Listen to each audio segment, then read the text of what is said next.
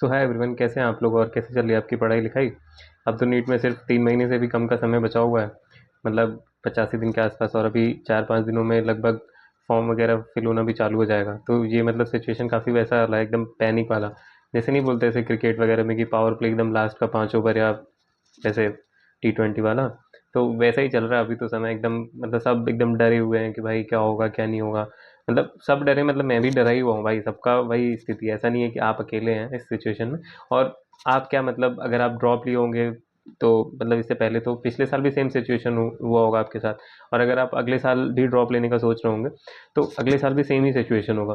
तो इसका मुझे लगता है कि सबसे बेस्ट सॉल्यूशन ये है कि आप इन सब ओवर थिंक को मतलब हटाएं, साइड करें। मतलब वो तो दिमाग में रहता ही है, वो आप नहीं साइड कर सकते, पर एटलीस्ट आप इग्नोर कर सकते हैं। जैसे कि आप पढ़ते रहें, मतलब या फिर दिमाग में कुछ और करते रहें, मतलब बिजी रखें अपने दिमाग को बेसिकली।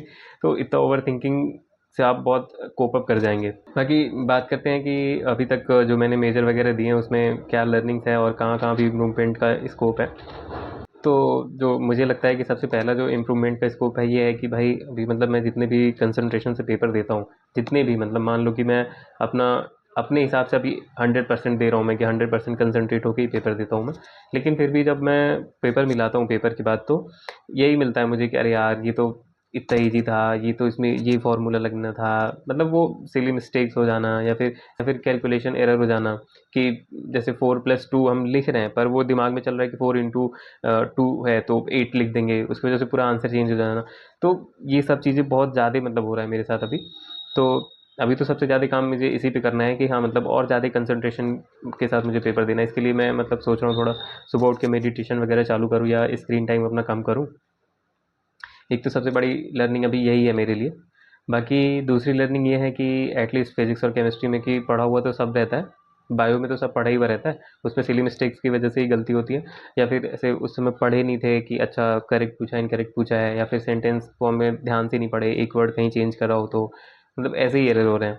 और केमिस्ट्री में लगभग ऐसा ही होता है कि अरे ये तो याद नहीं आ रहा, या फिर कुछ रिएक्शंस ऐसे होते हैं कि अरे ये रिएक्ट करेगा तो क्या बनेगा, इसका प्रोडक्ट क्या बनेगा। मतलब ऐसे ही, मतलब रिकॉलिंग वाली दिक्कत आ रही है अभी। तो इसका बेस्ट सोल्यूशन मेरे हिसाब से ये है कि मैं अभी मुझे मतलब और ज़्यादा रिवाइज करने की ज़रूरत है। मेरा रिसोर्सेज बहुत ज़्यादा नहीं है, बहुत मैं ज़्यादा करा ही नहीं हूँ कभी। मैं मतलब बस नोट्स और एनसीईआरटी कर रहा हूँ, मैं बस नोट्स और एनसीईआरटी और पीवाईक्यू, बस ये 3 चीज़ है। और इसको ही मैं सोच रहा हूँ बहुत बार रिवाइज करूँ, जिससे ये मतलब दिमाग में बैठ जाए सारी चीज़ें। ठीक है।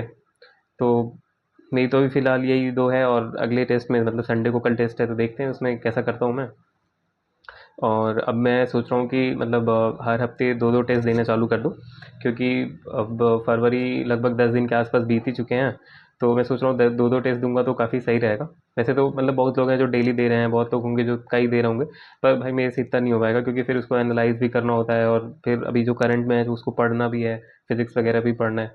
तो मेरे हिसाब से मैं अभी सोच रहा हूँ कि मैं 2 ही टेस्ट दूंगा पर वीक। और बस इतना ही था बताने को आपको। बाकी आप भी मुझे अपना बता सकते हैं कमेंट में कि आपका क्या चल रहा है। आपको कोई अगर हेल्प चाहिए या फिर आपको कुछ परेशानी है तो आप मेरे टेलीग्राम ग्रुप में ज्वाइन होकर आप मुझसे पूछ सकते हैं। Thank you.